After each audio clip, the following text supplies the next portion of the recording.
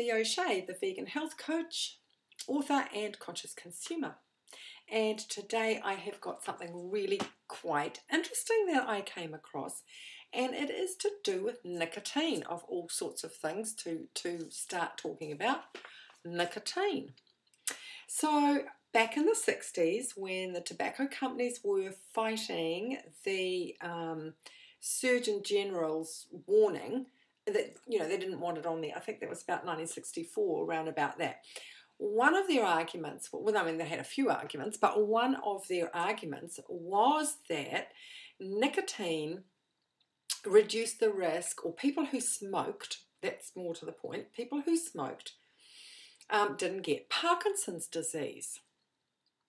Now, this was just one of their things, and of course it was poohed a bit, obviously, so it wasn't really taken that seriously. However, I think it was about 2011, 2013, somewhere around about there, they did a study on it to see whether, whether there was actually some merit, and damn me, there was. Apparently, if nicotine actually reduces the risk of someone getting Parkinson's.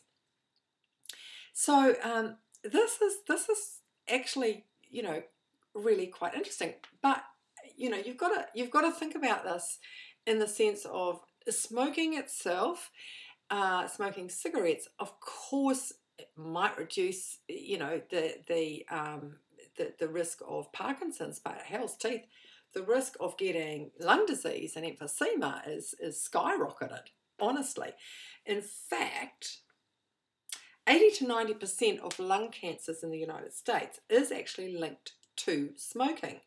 And I think, no, it's cancer. I'm sorry, it's not lung cancer. It is actually cancer, which is the second biggest killer after heart disease. But, 80, 90, and we all know that there's a heck of a lot of lung cancers out there.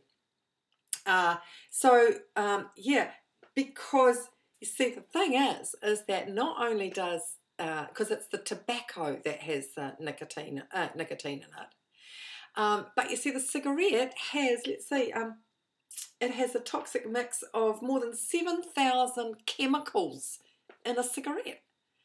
Because, obviously, the companies want you to continue to smoke. I know that they put something in there, I can't remember what it is, but they put something in there to make it go down quicker so that you, have to smoke more. But 7,000 chemicals? That's bizarre. But anyway, tobacco is actually from the nightshade family of plants. So not only have you got it in tobacco, but I'll tell you some other ones that have got from the same plant family, and that is bell peppers, or capsicums as we call them in New Zealand, tomatoes, and even potatoes. And there's others as well. But it's the bell pepper that has the most nicotine in it. So bell peppers and then tomatoes.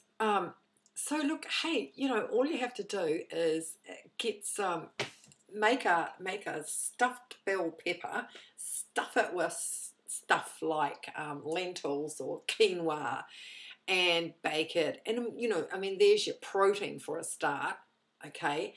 And then mix up a really nice tomato sauce, and you could make tomato sauce from just a can of tomatoes. I've done this many a time when I'm in a hurry.